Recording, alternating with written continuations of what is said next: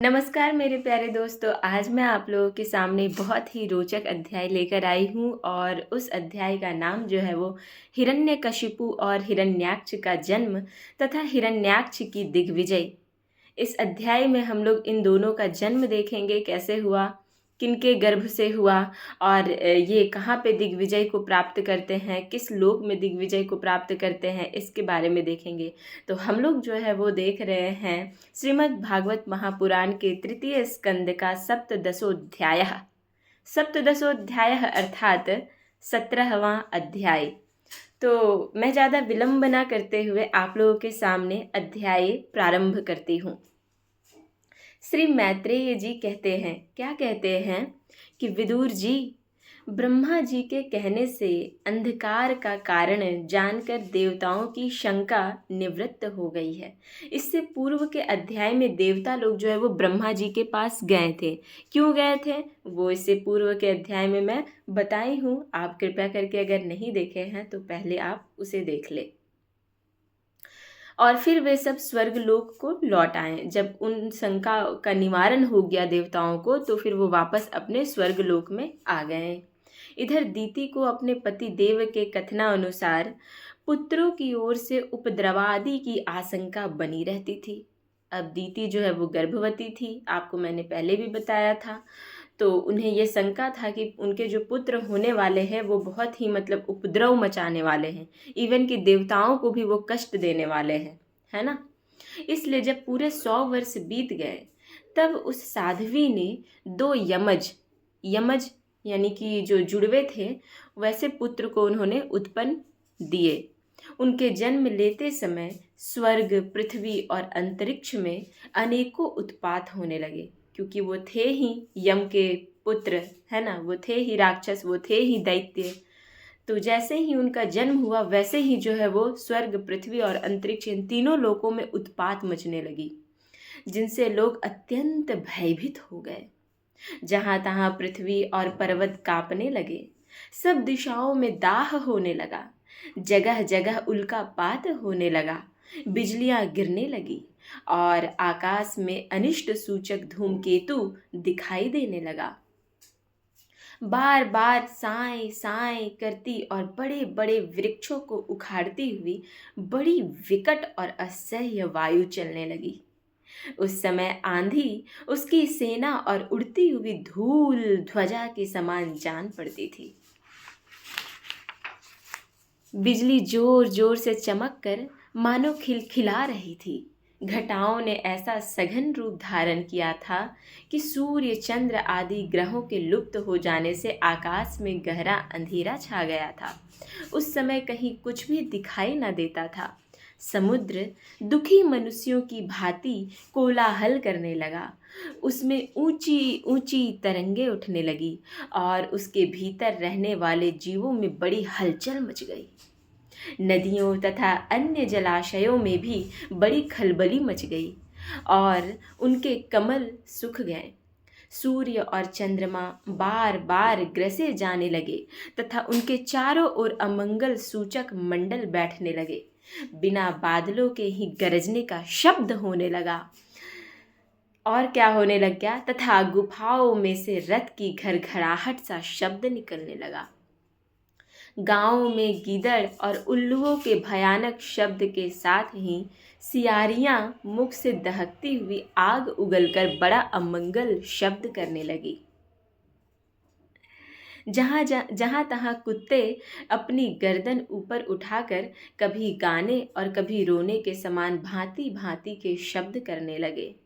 विदुर जी, झुंड के झुंड गधे अपने कठोर खुरों से पृथ्वी खोदते और रेंकने का शब्द करते मतवाले होकर इधर उधर दौड़ने लगे। पक्षी गधों के शब्द से डरकर रोते चिल्लाते अपने घोंसलों से उड़ने लगे। अपनी खिड़कों में बंधे हुए और वन में चरते हुए गाय, बैल आदि पशु डर के मारे मल मूत्र त्यागने लगे। गौएं ऐसी डर गई कि दूहने पर उनके थनों से खून निकलने लगा। बादल पिब की वर्षा करने लगे। देव मूर्तियों की आंखों से आंसू बहने लगे और आंधी बिना ही वृक्ष उखड़ उखड़ कर गिरने लगे। आंधी के बिना ही जो वृक्ष पेड़ पौधे थे वो उखड़ उखड़ कर जो है वो गिरने लगे। शनि राहु आदि क्रूर ग्रह प्रबल होकर चंद्र बृहस्पति आदि सौम्य ग्रहों तथा बहुत से नक्षत्रों को लांघ कर वक्र गति से चलने लगे तथा आपस में युद्ध करने लगे। ऐसे ही और भी अनेकों भयंकर उत्पात देखकर सनका आदि के सिवा और सब जीव भयभीत हो गए तथा उन उत्पातों का मर्म न जानने के कारण उन्होंने यही समझा कि अब संसार का प्रलय होने वाला है, क्योंकि चारों तरफ जो है वो अफरा तफरी मची हुई थी। सभी जीव जो है वो बिल्कुल भयभीत हो गए थे। जीव के साथ साथ स्वर्ग लोक के देवता लोग भी जो है वो अत्यंत दुखित हो चुके थे। वे दोनों आदि दैत्य जन्म के अनंतर शीघ्र ही अपने फौलाद के समान कठोर शरीर से बढ़कर महान पर्वतों के सदृश हो गए। फौलाद का मतलब क्या होता है पता है? असली लोहा अगर आप देखें ना तो वो फौलाद है। कहने का तात्पर्य ये है कि जो कड़ा और जो अच्छा उत्तम प्रकार का जो लोहा होता है, बिल्कुल मजबूत और बिल्कुल एकदम स्ट्रांग है ना, तो वही उसे ही फौलाद कहते हैं। तो उनके शरीर कैसे थे? फौलाद के समान कठोर शरीर से बढ़कर महान पर्वतों के सदृश हो गए तथा उनका पूर्व पराक्रम भी प्रकट हो गया। वे इतने ऊंचे थे कि उनके सुवर्णमयी मुकुटों का भाग स्वर्ग को स्पर्श करता था और उनके विशाल शरीर से सारी दिशाएं आच्छादित हो जाती थी। पृथ्वी पर जो वे एक एक कदम रखते थे उससे भूकंप होने लगता था और जब वे खड़े होते थे तब उनकी जगमगाती हुई चमकीली करधनी से सुशोभित कमर अपने प्रकाश से सूर्य की मात कर देती थी। अर्थात सूर्य के प्रकाश को भी ऐसा प्रतीत होता था कि वो बिल्कुल कमज़ोर पड़ गई है ऐसा। तथा और उसके बाद क्या हुआ, तो वे दोनों यमस थे। वे जो हिरण्यकश्यपु और हिरण्याक्ष जो थे वो दोनों जो थे यमज थे। प्रजापति कश्यप जी ने उनका नामकरण किया।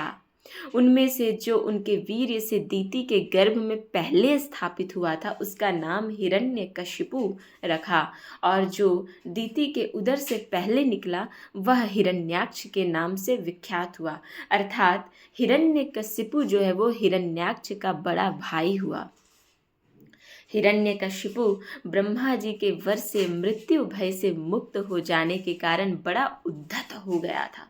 उसने अपनी भुजाओं के बल से लोकपालों के सहित तीनों लोकों को अपने वश में कर लिया। वह अपने छोटे भाई हिरण्याक्ष को बहुत चाहता था और वह भी सदा अपने बड़े भाई का प्रिय कार्य करता रहता था। अवसर ढूंढता हुआ स्वर्गलोक में जा पहुंचा। उसका वेग बड़ा असह्य था। उसके पैरों में सोने के नूपुरों की झनकार हो रही थी। गले में विजय सूचक माला धारण किए हुए था और कंधे पर विशाल गदा रखी हुई थी। उसके मनोबल, शारीरिक बल तथा ब्रह्मा जी के वर ने उसे मतवाला कर रखा था, है ना। उसको अपने आप में बहुत अधिक घमंड हो गया था, है ना। बिल्कुल वो पागलों की तरह कर रहा था। वो ये सोच रहा था कि मैं ही हूँ बलशाली पूरे लोकों में। उसे देखकर देवता लोग डर के मारे वैसे ही जहाँ तहाँ छिप गए, जैसे गरुड़ के डर से सांप छिप जाते हैं। जब दैत्यराज हिरण्याक्ष ने देखा कि मेरे तेज के सामने बड़े बड़े गर्वीले इंद्र आदि देवता भी छिप गए हैं, तब उन्हें अपने सामने न देखकर वह बार बार भयंकर गर्जना करने लगा। और वो कहाँ चला गया था? तो देवलोक गया था। कौन? तो हिरण्याक्ष, मतलब जो हिरण्यकशिपु का जो छोटा भाई था वो। फिर वह महाबली दैत्य वहाँ से लौटकर जल क्रीड़ा करने के लिए मतवाले हाथी के समान गहरे समुद्र में घुस गया, जिसमें लहरों की बड़ी भयंकर गर्जना होने लगी। ज्यों ही उसने समुद्र में पैर रखा कि डर के मारे सारे वरुण के सैनिक जलचर जीव हबकबा गए और बिल्कुल मतलब भयभीत हो गए, और किसी प्रकार की छेड़छाड़ न करने पर भी वे उसकी धाक से ही घबराकर बहुत दूर भाग गए। महाबली हिरण्याक्ष अनेक वर्षों तक समुद्र में ही घूमता और सामने किसी प्रतिपक्षी को न पाकर बार बार वायु वेग से उठी हुई उसकी प्रचंड तरंगों पर ही अपनी लोहमयी गदा को आजमाता रहा। इस प्रकार घूमते घूमते वह वरुण की राजधानी विभावरी पुरी में जा पहुंचा। वहाँ पाताल लोक के स्वामी जलचरों के अधिपति वरुण जी को देखकर उसने उनकी हंसी उड़ाते हुए नीच मनुष्य की भांति प्रणाम किया। कौन? हिरण्याक्ष। वो जलचरों के अधिपति जो वरुण जी थे वो वहाँ पे जा पहुँचे, है ना, जहाँ पे वरुण जी थे। तो वरुण जी के पास जाकर जो हिरण्याक्ष है वो बिल्कुल नीच मनुष्यों के भांति वो प्रणाम किया उनका, और कुछ मुस्कुराते हुए व्यंग से कहा। क्या कहा? महाराज, मुझे युद्ध की भिक्षा दीजिए। प्रभो, आप तो लोक पालक राजा और बड़े कीर्तिशाली हैं, मैंने ऐसा सुना है। जो लोग अपने को बांका वीर समझते थे उनके वीर्य मद को भी आप चूर्ण कर चुके हैं, और पहले एक बार आपने संसार के समस्त दैत्य दानवों को जीतकर राजसूय यज्ञ भी किया है। उस मदोन्मत्त शत्रु के इस प्रकार बहुत उपहास करने से भगवान वरुण को क्रोध तो बहुत आया, किंतु अपने बुद्धि बल से वे उसे पी गए और बदले में उससे कहने लगे। क्या कहने लगे? भाई, हमें तो अब युद्ध आदि का कोई चाव नहीं रहा, मतलब कोई शौक नहीं रहा। भगवान पुराण पुरुष के सिवा हमें और कोई ऐसा दिखता भी नहीं जो तुम जैसे रणकुशल वीर को युद्ध में संतुष्ट कर सके। पुराण पुरुष की यहाँ बात की जा रही है, वे वही ब्रह्म और वही परमात्मा की बात की जा रही है, वही आदि पुरुष की बात की जा रही है, वही भगवान श्री हरि की बात की जा रही है यहाँ पे। कि मुझे, ऐसा वरुण कह रहे कि मुझे तो बस इस पूरे जगत में एक ही दिख रहे हैं जो तुम उनसे युद्ध करने में मतलब कि वो हो, तुम उन्हीं से युद्ध करो और वे युद्ध करेंगे बहुत अच्छे से तुम्हारे साथ। और दैत्यराज, तुम उन्हीं के पास जाओ, वे ही तुम्हारा कामना पूरी करेंगे। तुम जैसे वीर उन्हीं का गुणगान किया करते हैं, वे बड़े वीर हैं। उनके पास पहुँचते ही तुम्हारी सारी शेखी पूरी हो जाएगी। शेखी का मतलब क्या होता है पता है? अभिमान, है ना, या फिर आप कह सकते हैं कि झूठी दिखलावा करना, अपने आप को मतलब बहुत झूठी शान दिखाना, है ना, जबकि है कुछ नहीं, लेकिन फिर भी मतलब अभिमान में चूर रहना, उसको शेखी कहते हैं। तो तुम्हारी सारी शेखी पूरी हो जाएगी और तुम कुत्तों से गिरकर वीर शैया शयन करोगे। वे तुम जैसे दुष्टों को मारने और सत्पुरुषों पर कृपा करने के लिए अनेक प्रकार के रूप को धारण करते रहते हैं।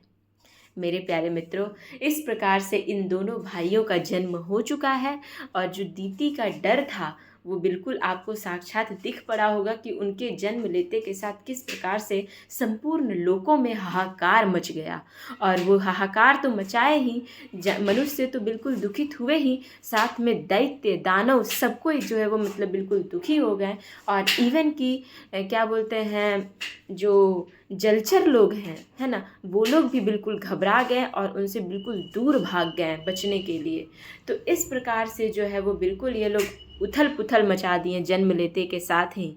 और इतना ही नहीं, ये इधर तो काम इत्यादि करके ये वरुण लोग को चले गए, मतलब वरुण जी के पास चले गए, जलचर के जो अधिपति हैं उनके पास चले गया। और वो कह रहे हैं, जो हिरण्याक्ष है वो कह रहा है, क्या कह रहा है कि मुझे आप जो है वो युद्ध की भिक्षा दीजिए।